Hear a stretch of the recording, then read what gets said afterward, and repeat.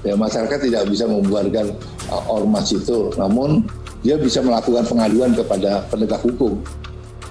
Orang yang paling menikmati dengan pembangunan kota Jakarta adalah orang Betawi itu sendiri. Kadang hal-hal sepele juga bisa memacu orang untuk terjadi keributan.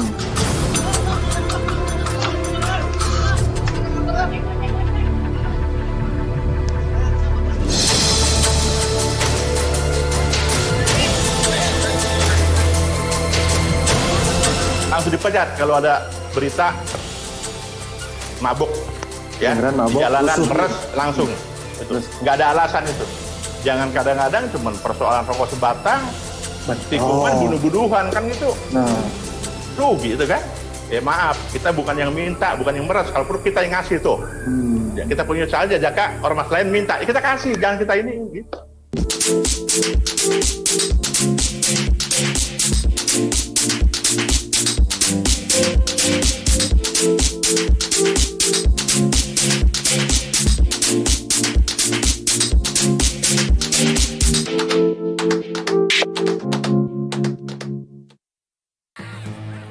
Bentrokan ormas beberapa waktu lalu di Bekasi membuat saya penasaran untuk mengetahui lebih jauh tentang syarat dan ketentuan pembentukan sebuah ormas. Karena bentrokan tersebut pasti berdampak kepada masyarakat sekitar yang tidak tahu apa-apa. Saya akan bertanya tentang beberapa hal kepada Bapak Nugroho selaku Direktur Ormas di Kementerian Dalam Negeri. Nah, pemirsa, saya sudah bersama Direktur Ormas Kemendagri, Dr. Andes Nugroho. Banyak pertanyaan yang saya mau tanyain, Pak. Siap, banyak. Pak, kalau ngomongin ormas nih, Pak, Ya. apa sih syaratnya untuk membuat suatu ormas, Pak? Memang ada beberapa pendaftaran ormas. Ormas ini kan ada yang berbadan hukum, ada yang belum berbadan hukum. Oh gitu. Kalau yang berbadan hukum itu ada di Kumham daftarnya. Tapi kalau yang belum berbadan hukum ada di Kementerian Dalam Negeri yang akan dikeluarkan oleh kita, namanya SKT, Surat Keterangan Terdaftar. Gitu. Nah itu dari kita. Persyaratannya ormas-ormas itu terdaftar di kita di Kementerian Dalam Negeri, yaitu yang pertama bahwa ormas ini minimal didirikan oleh 3 orang, kecuali yang berbadan yang berbentuk yayasan, Pak. Kalau yang berbentuk ormas ini dia harus 3 orang, minimal 3 orang. Tapi kalau yang yayasan dia tidak itu. Terus kemudian persyaratannya jadi ormas itu, yang pertama ada akte pendirian yang dikeluarkan oleh notaris yang memuat ADART, gitu. Itu harus ada. Kemudian lagi ada program kerja. Kemudian juga ada susunan pengurusnya, baik dari ketua, sampai anggotanya kedalamannya semuanya. Terus kemudian ada surat keterangan domisili. Ini yang jadi problem kadang-kadang, ormasnya domisilinya di mana, ininya bergeraknya di mana. Nah ini harus jelas dan ini harus diklarifikasi, apakah ormas ini benar-benar berdomisili di sana. Kemudian ada nomor pokok wajib pajak atas nama ormas. Nah ini wajib, itu harus ada. Kalau tidak ada itu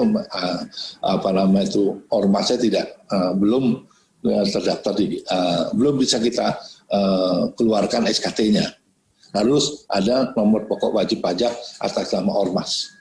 Kemudian yang selanjutnya yaitu surat pernyataan yang tidak dalam sengketa kepengurusan atau tidak dalam perkara di pengadilan. Jadi memang ormas ini benar-benar pure, dia tidak bermasalah berkaitan dengan masalah pidana maupun perdata. Kemudian adanya surat pernyataan kesanggupan melaporkan kegiatan. Jadi kalau dia tidak sanggup untuk membuat laporan, ya kita nggak keluarkan. Dia kegiatan selama 5 tahun. Jadi setiap 5 tahun sekali, ormas itu kalau dia daftar kita berakhir 5 tahun kemudian.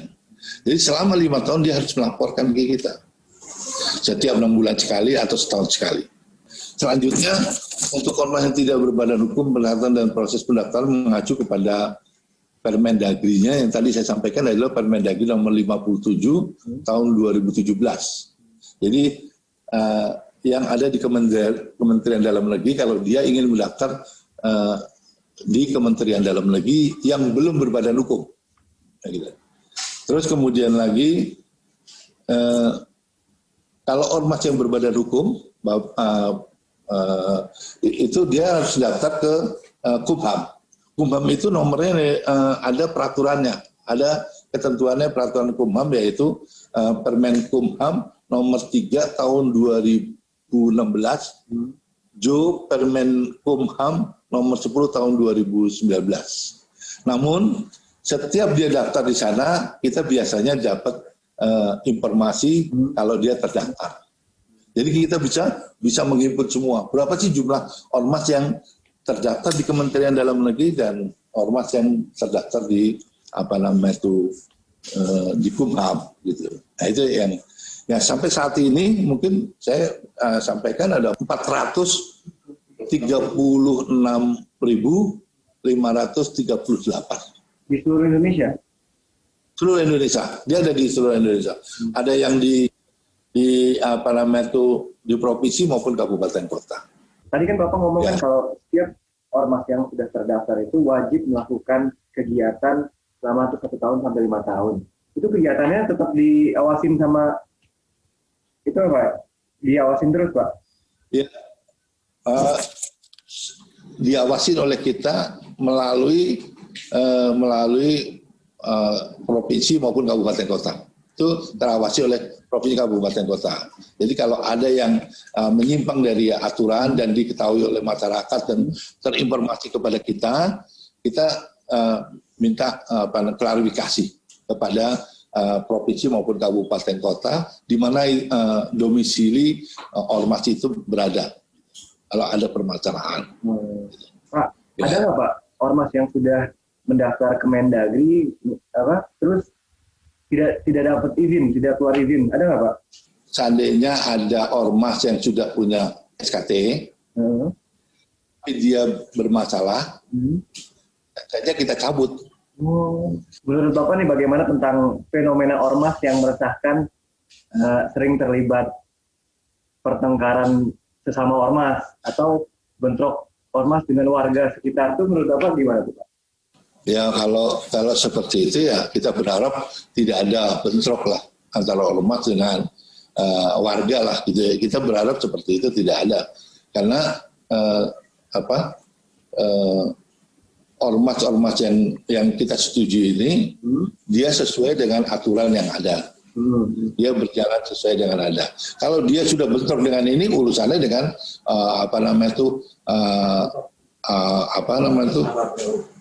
penegak hukum, dia kaitan dengan penegak hukum. Seandainya Pak apabila ormas tersebut ketahuan dari Kemendagri itu membuat onar di tengah masyarakat, ada hukumannya sendiri apa dari Kemendagri? Ya kita cabut kalau benar, kalau itu udah ada laporan ke kita, SKT-nya kita cabut. Kan ada sanksinya. Nah, itu ada sanksinya. Bisa dicabut ya Pak? Bisa cabut. Kalau dia membuat onar atau membuat ini kita cabut. Terus kemudian lagi ada sanksi bagi ormas yang bentrok. Ada. Jadi ada landasannya, yaitu bahwa Undang-Undang Nomor 16 tahun 2017 mengamanatkan adanya larangan dan sanksi bagi ormas. Di antaranya larangan untuk melakukan tindakan kekerasan, mengganggu ketentraman, ketertiban umum, atau merusak fasilitas umum dan fasilitas sosial, sebagaimana pasal 59 ayat 3 huruf C. Itu sudah ada di dalam undang-undang. Jadi nanti siapa yang melaksanakan ya penegak hukum lah. Seandainya ada masyarakat yang resah terhadap ormas tersebut, merugikan masyarakat gitu.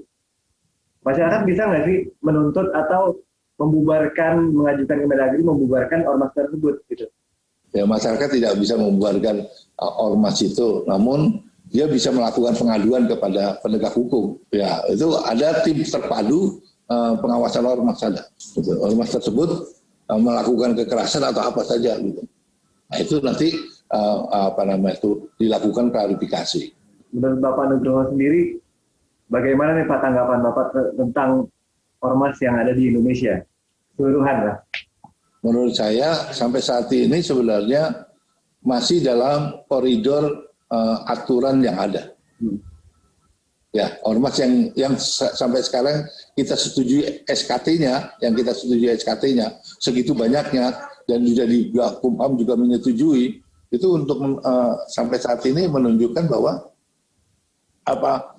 ormas-ormas kita masih pada koridor aturan yang ada. Namun di sisi lain kita juga tidak bisa melihat secara keseluruhan. Secara keseluruhan ormas yang ada di seluruh Indonesia. Kita bisa memantau melalui rekan-rekan kita di daerah, yaitu Kesbangpol yang ada di provinsi maupun kabupaten kota. Dia selalu memberikan informasi kepada kita kalau ada ormas yang keluar daripada aturan yang ada. Peran ormas sendiri terhadap masyarakat atau negara itu apa sih sebenarnya Pak? Ormas ini kan definisinya ormas itu kan kita ketahui bersama sebagaimana di dalam Undang-Undang Nomor 16 tahun 2017 itu menyebutkan bahwa organisasi masyarakat yang selanjutnya disebut ormas adalah organisasi yang didirikan dan dibentuk oleh masyarakat secara sukarela berdasarkan kesamaan aspirasi, kehendak, kebutuhan, kepentingan, kegiatan, dan tujuan untuk berpartisipasi dalam pembangunan demi tercapainya tujuan negara kesatuan Republik Indonesia yang berdasarkan Pancasila dan Undang-Undang Dasar 1945. Jadi definisinya ormas seperti itu. Jadi wajar kalau ada ormas terbentuk di masing-masing daerah untuk yang tujuannya sama. Yang paling penting adalah terbentuknya ormas ini adalah dia berlandaskan Pancasila dan Undang-Undang Dasar 45. Itu saja. Kita jangan sampai keluar daripada itu. Terima kasih banyak waktunya. Kapan-kapan kita ngobrol lagi Pak. Jaga kesehatan ya Pak. Ya, terima kasih sama-sama. Ya, terima kasih. Kami akhiri. Wabillahi taufiq wal hidayah. Wassalamualaikum warahmatullahi wabarakatuh. Waalaikumsalam warahmatullahi wabarakatuh. Makasih Pak Nugroho.